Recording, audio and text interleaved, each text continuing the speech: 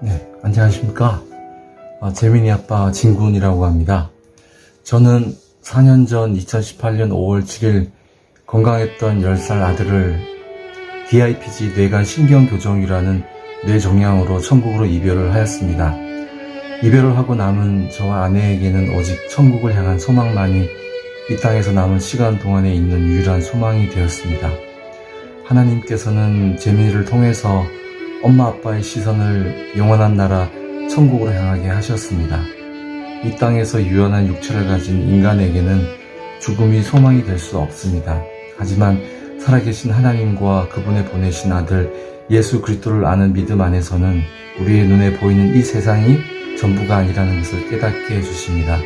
오직 그 믿음 안에서 죽음은 비극이 아니라 출생처럼 죽음도 은총이다라는 고백을 할 수 있게 되었습니다.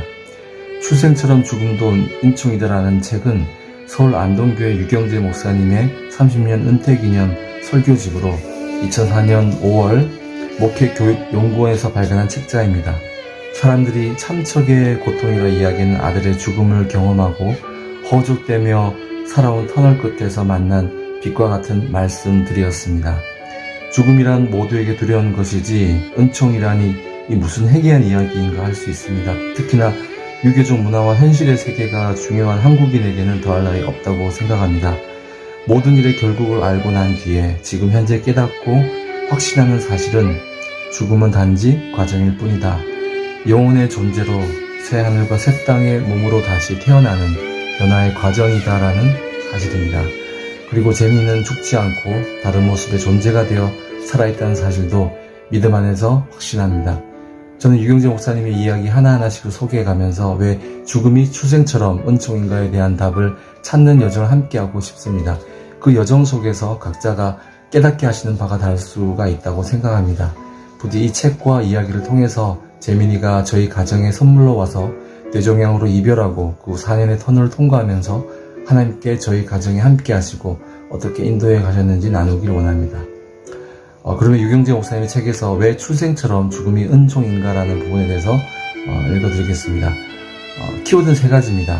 하나, 변화하여 성숙하도록 피조된 인간. 둘, 죄 때문에 장벽이 된 죽음. 셋, 죽음 안에서 완성된 인간. 오늘 우리가 살고 있는 세계는 죽음의 문화가 지배하고 있다 하겠습니다. 죽음을 두려워하며 피하려 하고 죽음 앞에서 절망하는 삶이기에 우리의 모든 삶은 사실상 죽음의 문화가 지배한다고 해도 과언은 아닐 것입니다. 나라와 나라 사이에 전쟁이 끊일 사이 없으며 각 나라 정치가 엎치락뒤치락하여 어지러우며 개인의 삶이 평안하지 못한 모든 원인은 따지고 보면 죽음 때문입니다. 죽음 후에 더욱 아름답고 여유있는 삶이 있음을 안다면 사람들이 이 땅에 사는 동안 그렇게 아둥바둥하며 살 필요가 없을 것입니다. 그러나 불행하게도 사람들은 죽음 이유를 알지 못하기에 이 땅의 삶을 평화와 여유로 이끌지 못합니다. 사람들은 누구나 죽음의 이야기를 잘 하려 하지 않습니다. 곧 숨이 넘어갈 것이 분명한 환자에게도 죽을 것을 준비하라는 말을 하지 못합니다. 목사도 임종이 가까운 환자나 노인들을 신방하여 예불을 드리면서도 평안히 영원한 생명으로 인도해달라고 기도하기를 꺼려합니다. 회생될 가능성이 없는 줄 알면서도 낫게 해달라고 기도할 수밖에 없도록 죽음을 끝까지 회피하는 대상입니다. 이런 것이 과연 기독교의 부활신앙이며 생명문화라 할 수 있겠습니까? 이 죽음의 절망을 극복하지 못하고서는 진정한 부활이 있을 수 없으며 참다운 생명문화가 정착될 수 없습니다. 우리 예수를 믿는 사람들의 부활신앙이란 머릿속에 머물고 있을 뿐 실제로 죽음 앞에서는 아무 힘도 발휘하지 못하고 있습니다. 기독교가 아무리 부활신앙을 이야기하여도 그것이 겉도는 까닭은 죽음의 문제를 근본적으로 접근하지 않고 회피하기 때문입니다. 죽음의 절망을 그대로 인정하고 그 후에 소망을 이야기하기 때문일 것입니다. 죽음 자체가 절망이 아니며 좌절이 아니라는 사실을 모르기 때문입니다. 오늘은 죽음이 무엇인지를 보다 근본적으로 접근하여 이해함으로 죽음의 공포와 절망을 극복하고 여기에 진정한 생명문을 만들어가는 기틀을 마련하고자 합니다. 변화하여 성숙하도록 피조된 인간. 우리는 먼저 하나님께서 인간을 어떻게 창조하셨는가를 살피면서 그 과정에서 죽음이 무엇인지 생각해 보아야 하겠습니다. 하나님께서 천지를 창조하시면서 인간을 창조하셨는데 창조하신 인간은 처음부터 완성된 모습으로 창조하신 것이 아니라 점차 발전하고 자라도록 창조하셨습니다. 그것은 인간의 탄생 과정을 보아서 분명히 알 수 있습니다.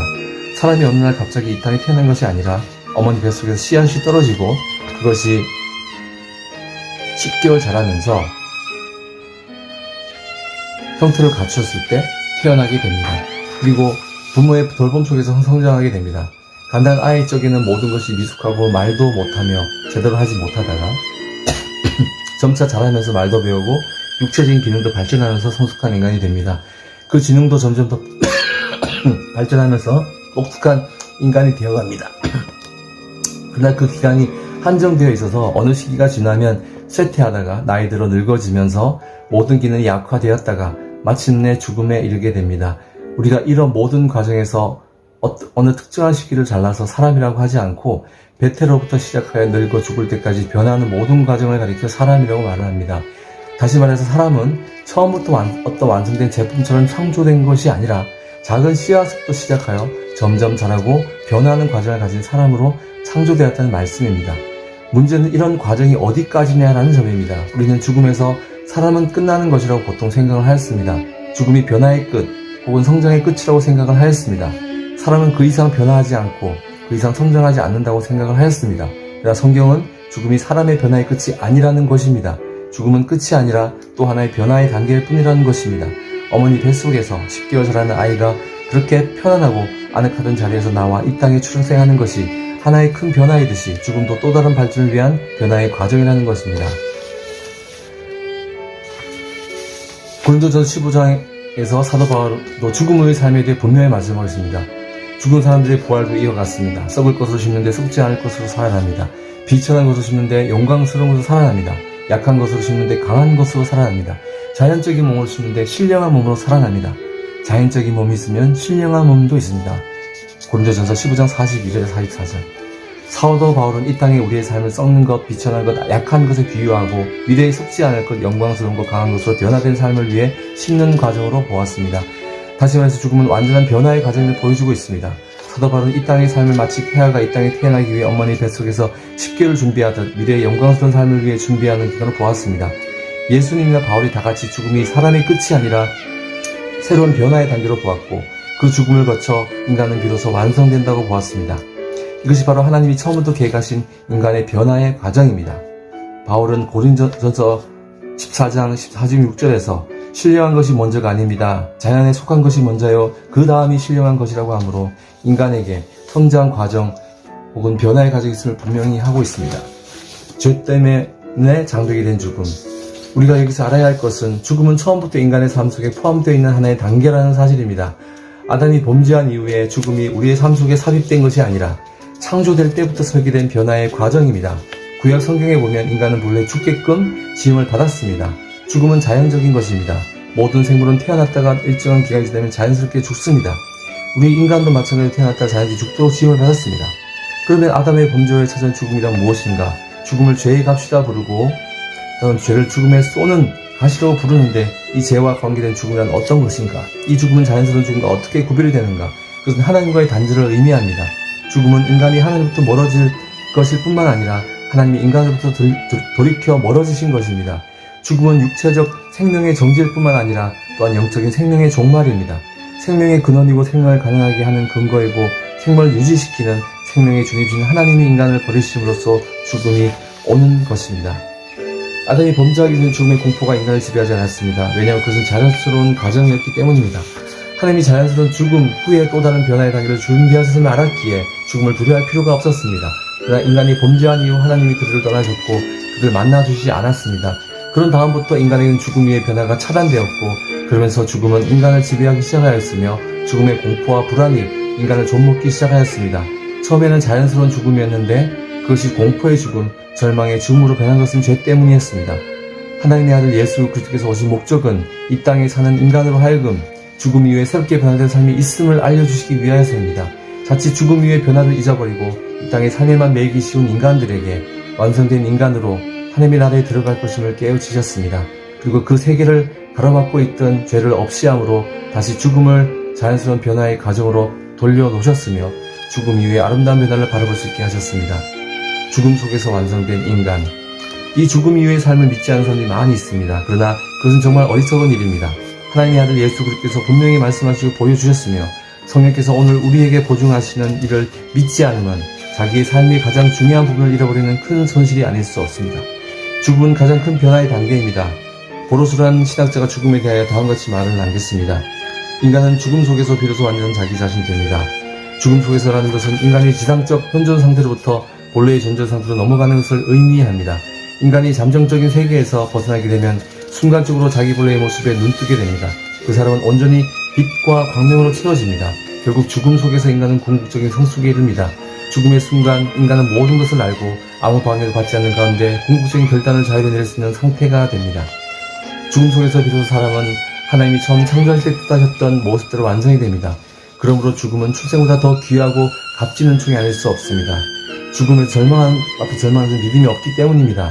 죽음을 좌절로 생각하는 것은 죽음의 가치를 모르기 때문입니다. 죽음은 우리가 바라던 모든 것을 이루게 하는 가장 값진 순간이며 은총의 시간임을 모르기 때문에 사람들은 죽음을 두려워하는 것입니다.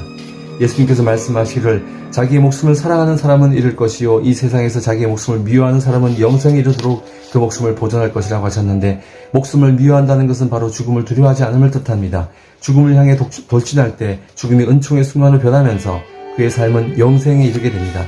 그러나 죽음이 은총의 순간이라고 하여 자살을 하라는 말은 아닙니다. 태어가 10개월을 채우지 못하고 나면 온전한 삶을 살 수 없는 것처럼 하나님이 허락하신 이 땅의 삶을 온전하게 채우지 못하면 그의 영생의 삶이 온전할 수 없습니다. 하나님은 변화의 단계를 두시고 그 단계를 거쳐서 비로소 완성된 인간이 되게 하셨기에 이 땅의 삶을 축제되게 살아가는 것은 바로 이후의 사회의 단계를 더욱 충실하게 할 것입니다.